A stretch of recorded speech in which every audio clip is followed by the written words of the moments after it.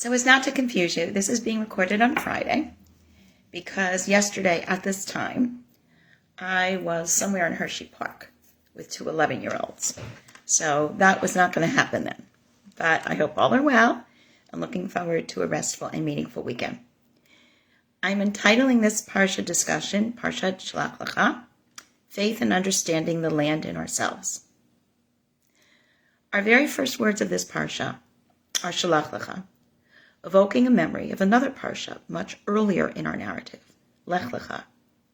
In both cases, people are being told to do something for their own sake, their own good, while what lays ahead is not really known and may present challenges. For Lech Lecha, many Mefarshim agree that this is about faith, specifically Avram's faith in God, the Creator God, setting a tone and a dugma, an example, for our own relationships with the Creator God, who may not meet the tangible parameters of all others with whom we are in ongoing relationships. Rather, by what we perceive, that is what we see, we are to understand the deeds and the presence of God and develop our relationship accordingly. I would suggest that given all of the fracture and misuse of religious doctrine in our challenging and violent world today, it would do us well to remember this. It's an iteration of the iceberg theory, if you will. I see something, I may not see God, but I know that God put it here. And I should use and have great gratitude for it and discipline myself accordingly. Here we see in our Parsha a takeover of a crowd mentality. 10 of the Meraglim, the scouts that were carefully chosen, representing each of their tribes, sent to check out the land, do not see the blessings of the land. They don't even see the tip of the iceberg, and they do not have faith in themselves. Here is where we see the misstep that could have ended the story of the Bnei Yisrael, since its most foundational element is put to the test, and almost with failure. That is the inherent connection between the land, the people as a collective, and God. We begin the Parsha. Vayomer Hashem el Moshe lemor, Shelach lecha anashim, v'yaturu et haaretz Kanaan asher ani noten livnei Yisrael. Ish echad lemateh avotav, tishlachu kol nesbahem. Send for yourself people of honor, and I am giving the land to the land of Canaan, that I am giving to you. You shall send each tribe one person. Each one will be a leader, a nasi. Rashi says, why is this section dealing with the Meraglim juxtaposed with the section dealing with Miriam? Because Miriam was punished over matters of slander, seeing something, the tip of the iceberg, how she thought Moshe was treating Miriam, that we read in Bahalotcha, but not understanding what was behind it or not seeing the whole picture. She was punished over matters of speaking of what she did not understand. I would suggest that it's all about placement of the text with all of the realities included, and for us to extrapolate lessons, to learn, and to use. Send for yourself, Rashi continues. I'm not commanding you.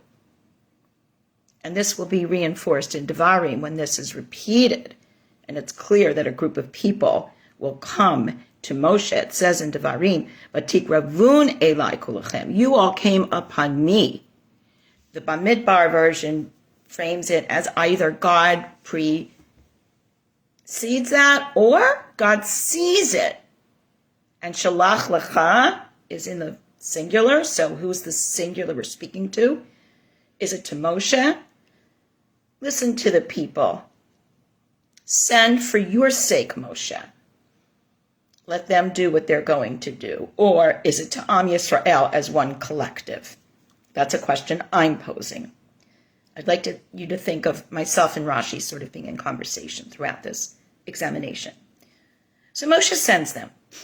Kulam anashim Rashi b'nei Yisrael hema. In verse 3, we read again, they were all people of distinction. Here the word anashim, which we all know in modern Hebrew, is being used as people of distinction. Rashai, the heads of the Bnei Yisrael, they are all sent. Al pi Hashem, Rashi says, with God's consent. In other words, God did not stop them, but they were already rebelling, if you will. I would like to suggest, remember what we have learned about leaders and their responsibility. There will be so many stories about leaders throughout Bamidbar, and their missteps. Bamidbar, in the desert, in the physical desert, in the spiritual desert, in the desert where leadership may make too many missteps. There's so many deserts here. Moshe sends them in verse 17, go up, go this way, tells them which way to go. So everybody, although the plans may have changed, because if we go back to Devarim, they may have come and asked for this to happen, but everybody is sort of coming back into sync. But Moshe says, go up this way. Rashi says, this was the inferior part of the land of Israel. This is the custom of merchants. This is according to the Midrash Tanchuma. They show their inferior goods first and then display the best. You come in, you see, this isn't so great. But then as you get through, you go, wait a minute, this is where the pearls are. And they are instructed further. Uritem et haaretz mahi. You should see what kind of a land this is and what kind of people it is that inhabit it. Are they strong or they're weak? Are they few or are they many? The Midrash Tanchuma says this is setting up the notion that there are many possibilities and that the Meraglim are being told up front, you're going on a scouting expedition. Let's see what you find. Is the land itself good or bad? Umaharat asher hu yashav ba. Hatova hi ra. Is it good or bad? What are the cities like? Do they reside in fortresses or are they in camps? Are they in closed areas? Fortresses are open in camps. So I would like to ask, what's really going on here is the spies are being cued in with questions. Think about, as a teacher, you have kids read material. You want them to look for certain things. You ask them certain questions that will take you to the points you want them to find. So God is the educator here. Moshe is his TA. Do you see good? Do you see challenges? Do you understand that you can overcome the challenges? Or will they obliterate the good that you see? What is the soil like? God knows what the land is, but God is giving hints here about its potential in which the people, those leaders, should have faith, and they don't. That is what I see in the text. We must consider when our leaders lose faith and perspective and how that impacts upon us. We only need to look around today.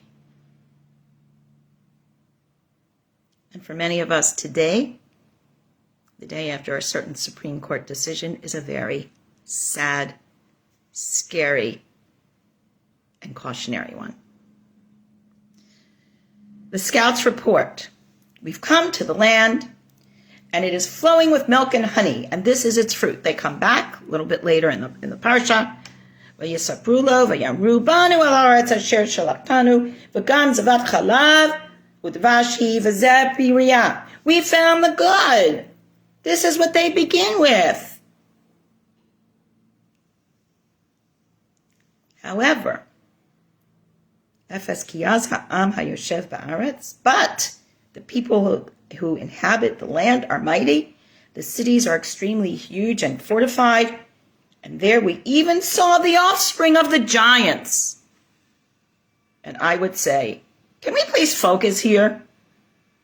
Can we please remember that, yes, there will be challenges upon the way, but looking at the big picture? What about the land? Remember the land flowing with milk and honey. They then go on. The Amalekites dwell in the south. Why the Amalekites? Because they already know, says Rashi, that they've been burnt by the Amalekites. So the Meraglim are stating what's good, stating what's challenging, but they seem to be eclipsing the good with the challenging. The spies mentioned here are specifically to frighten them, says the Midrash Tanchuma. Caleb silences the people. And Caleb, the voice of reason, says, Olena le v'yirashnu otam ki yachol nuchal lo. We can go up and take possession of it, for we are able to overcome the challenges. He's protecting Moshe.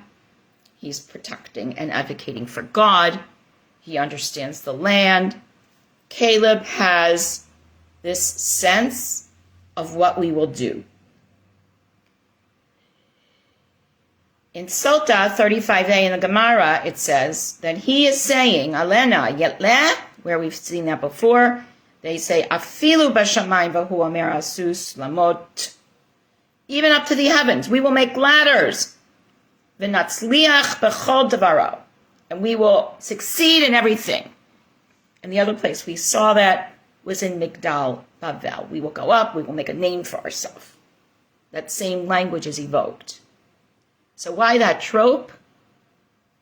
Is it to instill strength and fortitude?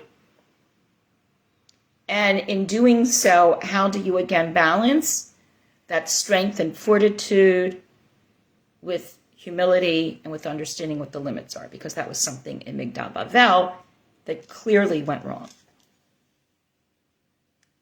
The other Meraglim are there and they hear this conversation. And what do they say? The opposite. We are not able to go up.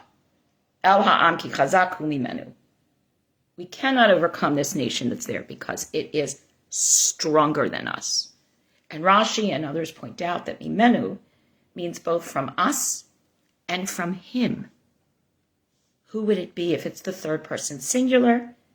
No less than God, indicating that loss of faith. So at this point, the Meraglim spread an evil report about the land which they had scouted, telling the children of Israel, the land which we passed through is a land that consumes its inhabitants.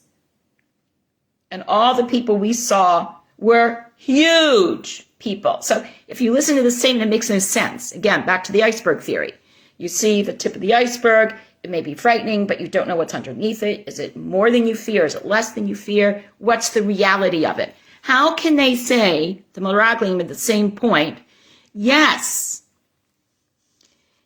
it consumes its inhabitants, and the people that we saw there were these giants. Well, if they're giants, then obviously the land is supporting them.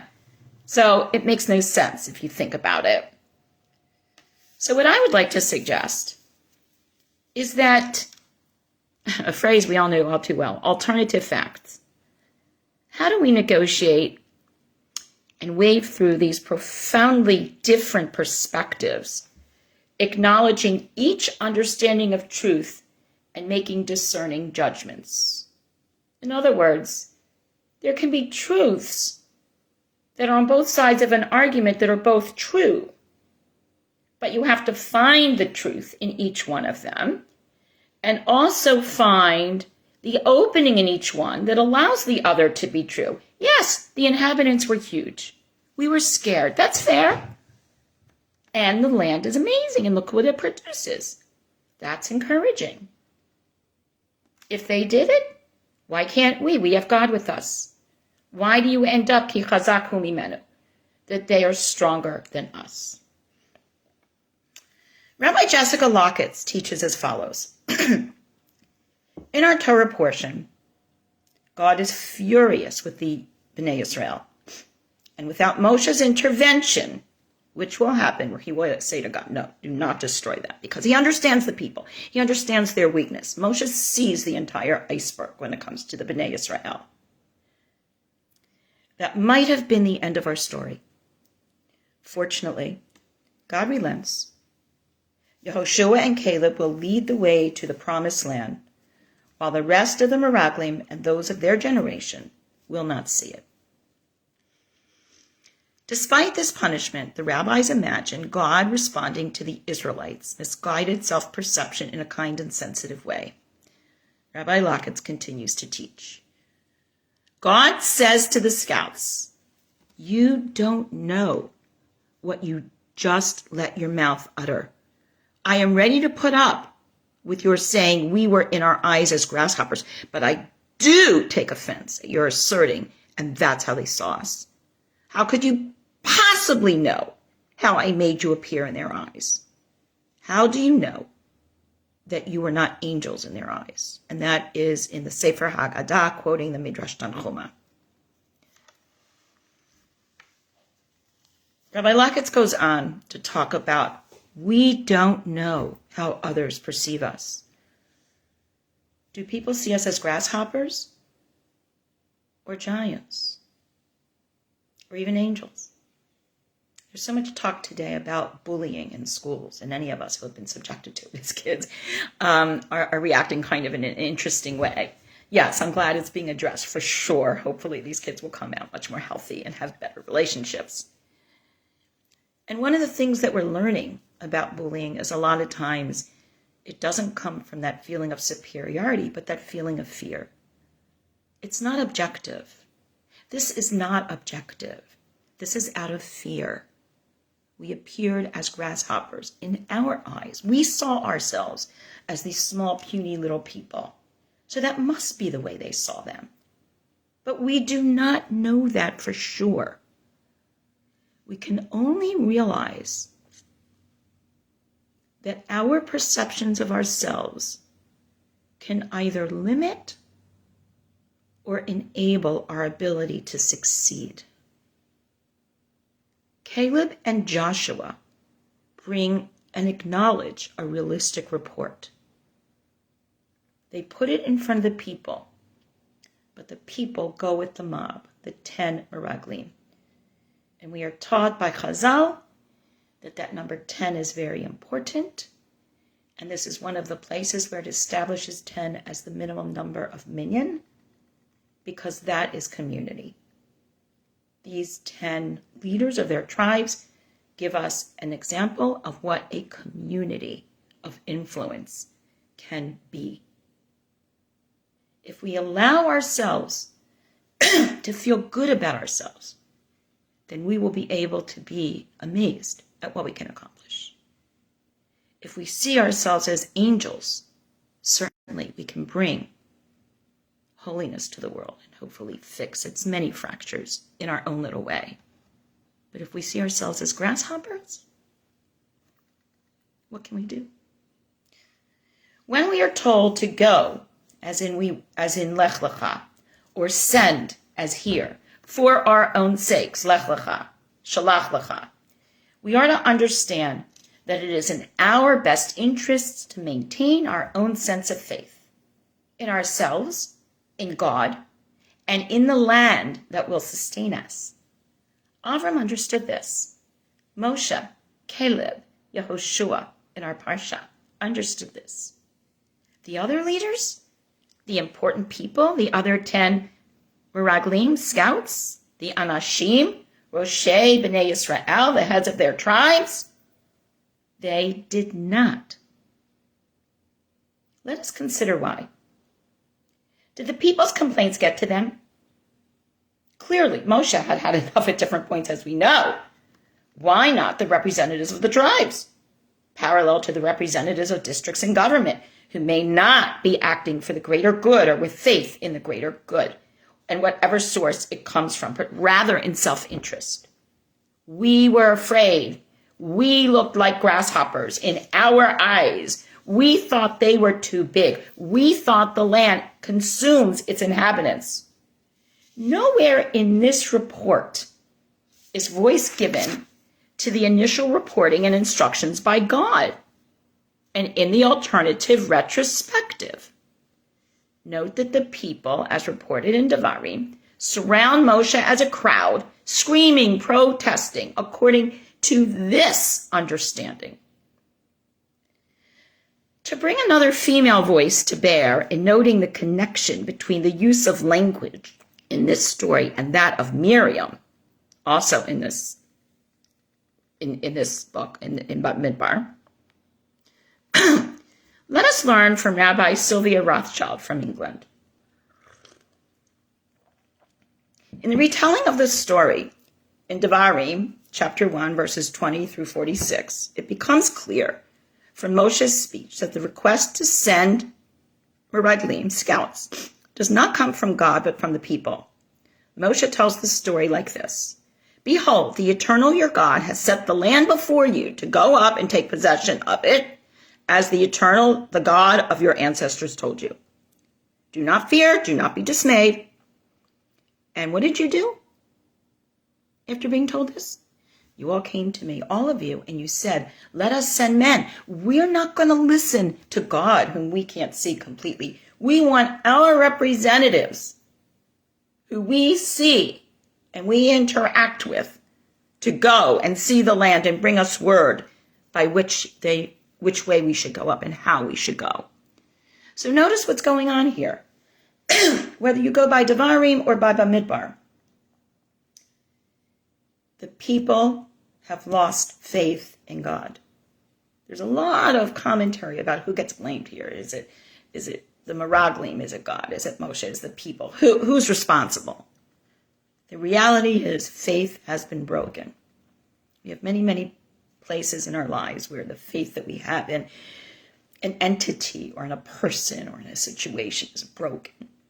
Does it break us, or do we try to hold on to that faith and do what we need to do?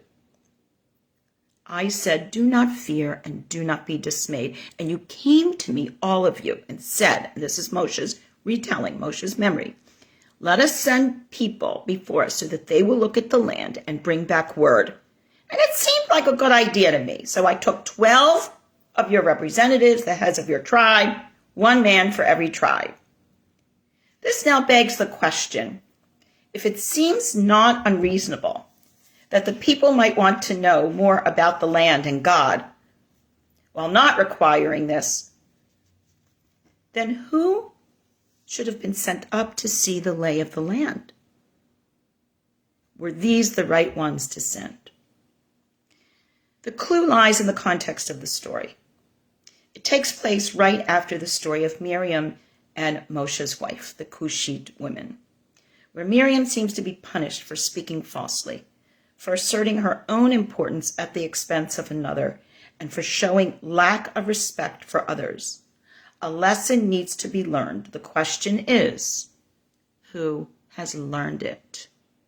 Any of us who are parents or grandparents and you spend time with kids and you'll say to them, now, why were you fighting over that? That was so silly. You're not going to do that next time, right? And there you have it.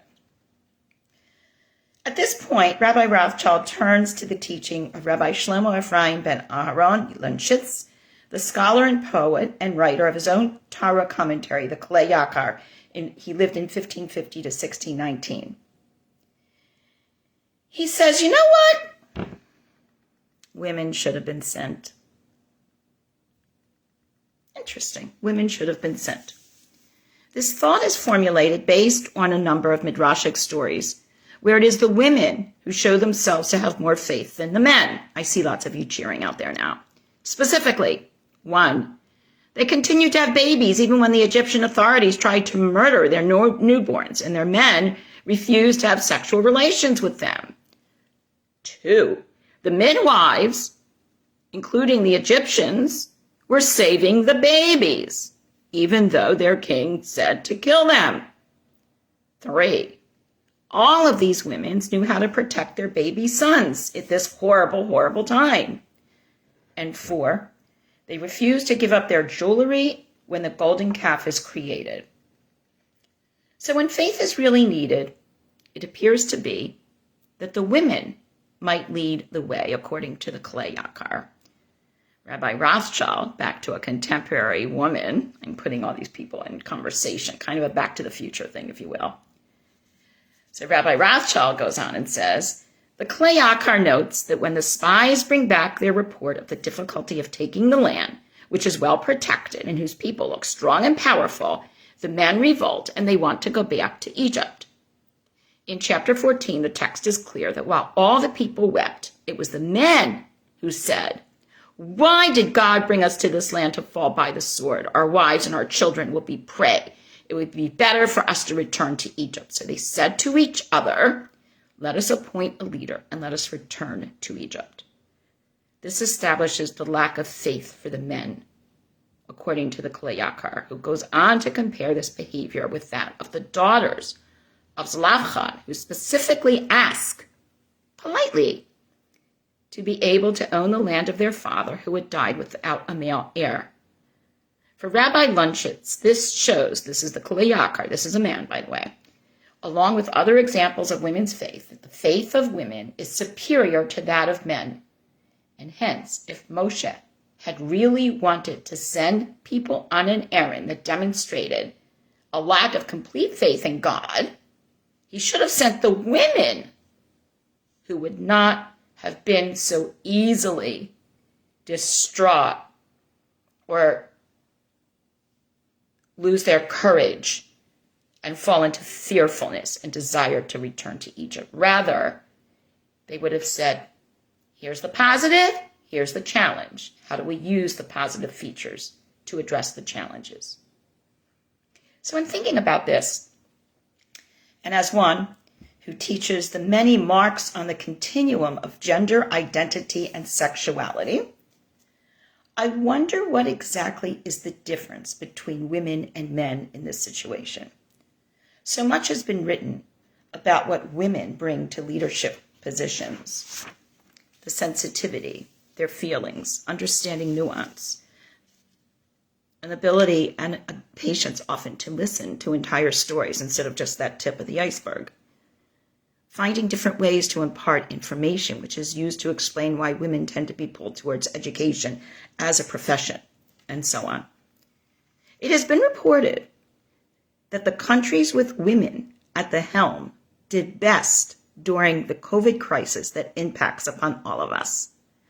On March the 8th, 2021, we learned in one of these internationally vetted reports as follows. Countries with women who are heads of state, such as Denmark, Finland, Iceland, New Zealand, Germany, and Slovakia, have been internationally recognized for the effectiveness of their responses to the pandemic. I don't know if the Klei Yakar was responding to crises in his own time, as is often the case with our commentators, by the way. And I always teach, when I teach these texts, what was going on, what was the context of what they're saying, and how does that relate to what they're saying. I don't know what motivated the Klei Yakar to take such a specific position regarding this text. This is what I do know and what I have observed in my own world, anecdotally, subjectively. I'd like to think objectively on some levels. 1, the best leaders acknowledge that they don't know everything. And while there are women who may be as such, I tend to find that is often more the case with men, that they don't want to acknowledge that. 2, the best leaders and thinkers understand the ramifications of the iceberg theory, that we do not see the entire picture, and we must use our patience, our perseverance, and our insight to try to see more of the picture before making a judgment. And thirdly, this comes back to faith.